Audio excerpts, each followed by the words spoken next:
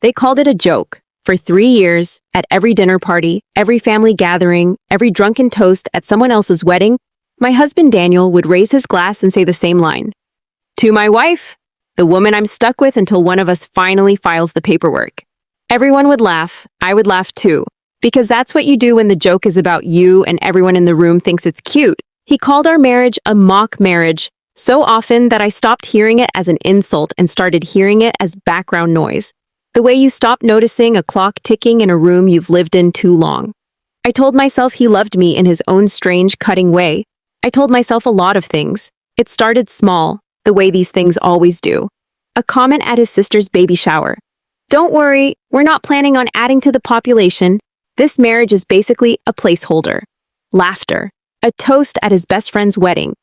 Marriage is a beautiful institution, and institutions can be exited at any time, right, honey? More laughter, and my hand tightening around a glass of champagne I didn't want anymore. I used to search his face afterward, looking for the flicker that would tell me he didn't mean it, that this was armor and not truth.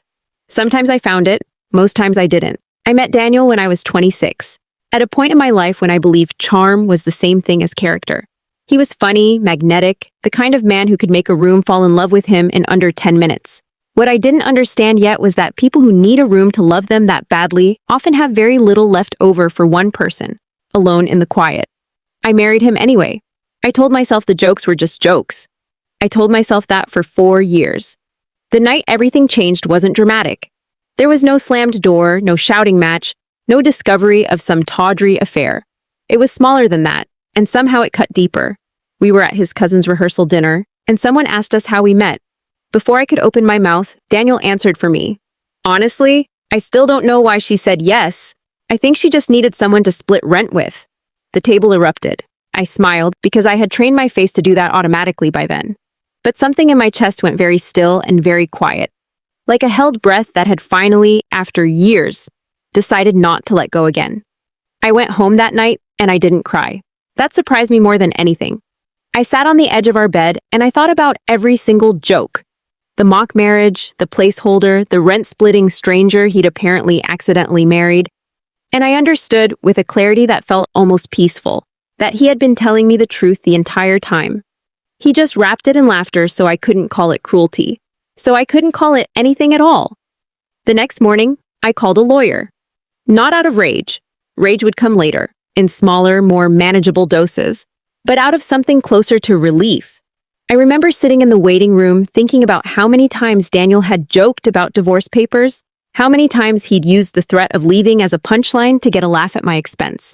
And I remember thinking, fine, let's make the joke real. Let's see how funny it is when it isn't a bit anymore. He didn't laugh when I told him. That was the first time in 4 years I saw his face do something other than perform. He said I was overreacting, that it was always just humor, that I knew him, that I knew he didn't mean any of it.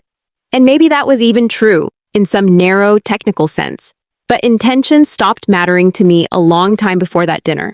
What mattered was that for 4 years, my dignity had been the opening act at every party we attended, and I had clapped along every single time. The divorce took 8 months. There were nights I doubted myself, nights I wondered if I'd misread years of affection as years of erosion.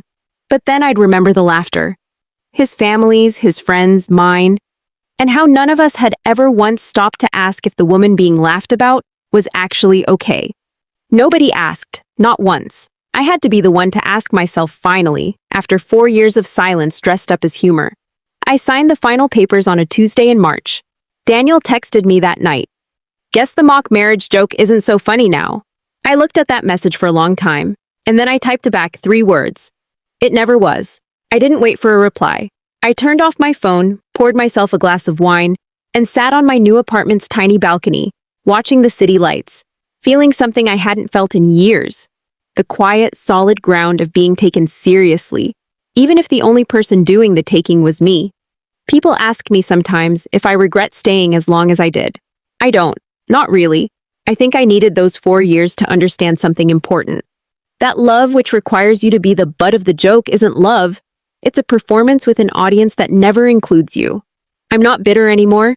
I'm just done laughing at things that were never actually funny.